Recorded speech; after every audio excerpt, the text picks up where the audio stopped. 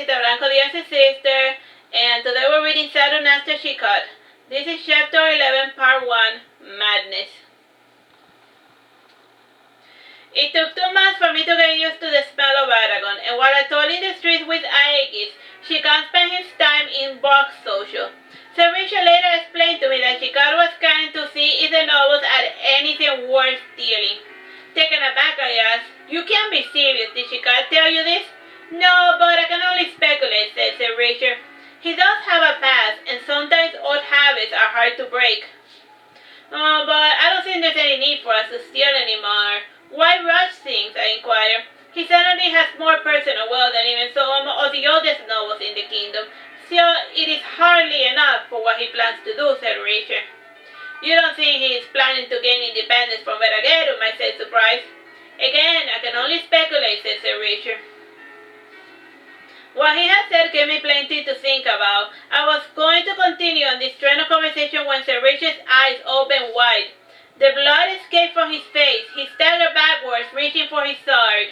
He shook his head, and his frightened expression changed to a look of bewilderment. Turning around, I asked, "What's the matter?" "Nothing. I thought I saw something, but it was only a shadow." The poor illumination made it seem far more frightening. "Yes, it was nothing," he said, coming to inspect the coat hanger. He yelled and he fell backwards suddenly, making me scream in terror. He sighed when he saw Aegis rubbing against his leg. Picking up Aegis, he said, "Don't scare me like that." "She was just a stupid cat," I said, shaking my head sadly. After having lunch, I saw Aegis staring blankly at a wall. From time to time, he would shake his tiny paws while lazily trying to catch something from in the air. I continued on my way when I saw Chicot reading in the library. Sitting down in front of him, I commented, "Your cat has been acting up ever since the rodents left." "You never had a cat, so you wouldn't know. Cats have better vision than most humans, and they see things that we cannot, like spirits in the light," said Chicot casually.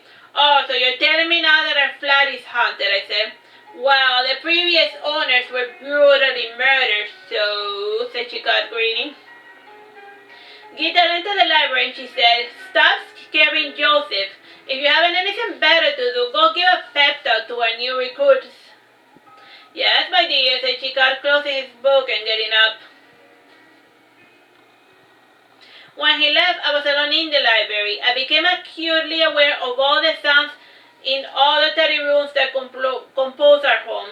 I could hear Mother dusting in the room above. I could listen to Sir Richard practicing with his sword. The wood groaned slightly behind me, making me turn around. All this talk of ghosts was making me paranoid. The wood was groaning because the stupid cat was sharpening his nails against the floor. Getting up, I went to my study to finish some paperwork. Again, I got paranoid when things became utterly quiet. I could not shake off the feeling that there was a presence in the room, and when I heard the familiar footsteps of my mother approaching, I sighed with relief. When night fell, my mind was filled with troubled dreams. I kept dreaming that I was being murdered in hundreds of horrific ways. The nightmares went away when a small furry body rested against the back of my legs. In the morning, I silently thanked Aegis for making my nightmares go away. While fetching breakfast, I saw Chicot staring at an empty space in the wall. The way he was staring at it reminded me of Aegis. And when he heard me come inside, he said, "Good morning, Joseph." To test him, I said, "Good morning to you, Lord Jean-Antoine." We conversed as usual. From time to time, I saw his eyes imperceptibly return to the same empty wall in the room. I could not shake the feeling that we were in danger somehow, and I eventually asked him, "Why do you keep staring at that wallpaper?" Chicot was quiet for a moment, and then he said, "I was thinking of hanging a painting there, maybe one of me and the missus." "Yes, it would certainly class up the dining room," I said dryly. "You are still thinking about the murders, Joseph," asked Chicot, turning around.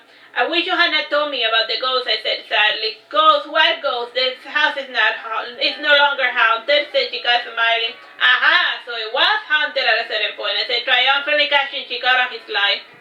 "Time, bro?" 10 minutes. Chicot simply shrugged his shoulders and said nothing. I could tell he was getting annoyed by our conversation. A week passed and I was finally able to sleep. My peaceful days came to a quick end when I noticed Paola and Aegis staring at the same spot on the wall. I walked slowly towards them, carefully not to make the wood groan. Aegis' ears did prick up. He turned his head around and he looked at me with disdain. The cat then resumed to stare at the drywall. When I was behind Paula, I tried my best to focus my eyes to see if I could see what was calling their attention. There was an odd, dark-looking smudge on the wall, almost as if it were slightly rotting as a result of the humidity. Other than that, there was nothing peculiar about the wall. The days went by and I noticed other people stopping to look at the same spot in the wall. Even my mother once couldn't help but stare at it for a few minutes. I was beginning to think that there was something wrong with my eyes. The suspicion was sudden when I was writing a document. For some reason my eyes got all watery and they started to hurt, and I soon was not able to focus on anything. She called over his personal barber. It was my first time seeing a barber, and they were rumored to have been very painful healing methods. And I was beginning to see Ringmaster Glad enter my room. I said to him, "It's been quite some time," I would say. "Nice to see you, but my vision seems to be failing me as of lately."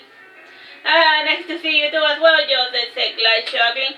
"Why are my eyes doing so bad?" I asked. Glad held my head in his hand, and he looked deep into my eyes. Frowning, he said, "Do you still work by candlelight?" "More or less. I sometimes forget that I have better light available," I said sadly. "If you keep writing by candlelight, you are going to go blind," said Glad sternly. "Aren't I supposed to have good night vision?" I asked. "Not as far as I know," said Glad. He added, "Most of our so-called cave dwarfs go blind by the age of 30. They usually require a painful operation to restore their eyesight." "I don't need that, do I?" said, shocked. "We shall see," said Glad, chuckling. "We shall see if you see." Glad did a number of eye exams on me, like having me read a series of letters that got progressively smarter. He also did a side-by-side comparison to see which eye was stronger. The strangest one involved putting a special liquid in my eyes, and using different tools he was able to assess how much my eyes had degraded. A side effect of the liquid was that I was able to see everything. My eyes became extra sensitive to light. Everything looked quite charming with my new enhanced vision. Stumbling about the house, I made my way towards the drywall. I imagined that I could see strange figures taking shape over the murky-colored stain on the way. The shades were always different each time I blinked. "I see you," I said, laughing while pointing at the wall. I heard Chicot saying behind me, "Ah, Joseph, so you have finally lost it. There is nothing there." Turning around, I said, "Sure there is. I just was not able to see it because my vision was bad." "There is nothing there," insisted Chicot, raising his voice. "Now snap out of it." Time, bro? 7 minutes. To help me get better, Chicot insisted I take a day off. I lay down and I waited for the effects of the liquid to pass. Calm dusk, Glad had prepared for me a fast-acting magic potion. After taking it, I was able to see clearly. It was strange to see things in such high detail. It was only now that I had good vision again that I realized that I had spent most of my early life seeing things blurry. I took some time to get used to seeing well. I became acutely aware of the color variations in the wall. There was a strange shading. It appeared and disappeared based on the lights entering the room, or so I imagined. I became obsessed with predicting when and where this variation would take place. It was even worse when I was lying down trying to fall asleep, and by focusing my gaze in the darkness, I would sometimes see something that appeared to be a large dark shadow sitting by the edge of my bed. At other times, when I would awaken, I would see a chimeric shapes twisting and changing shapes in the darkness. If it wasn't for Aegis, I would imagine I was slowly going insane. Something out of H.P. Lovecraft. However, he too would follow the movements of the shades with his glowing blue eyes. They shine green under the light of my timid candle, and ever since Chicot had mentioned the ghost, I could not fall asleep without having a candle always burning. One day, for no apparent reason, I stopped imagining things. Chicot put up a portrait of a nude woman in that dry wall that now when people stared at the wall, they had a legitimate reason for doing so. Aegis too had stopped his bizarre behavior. He was back to being a calm, quiet hunter, and whatever had been spooking everyone was no more, or so it would seem. Alright, that's the end of the chapter. Bye bye.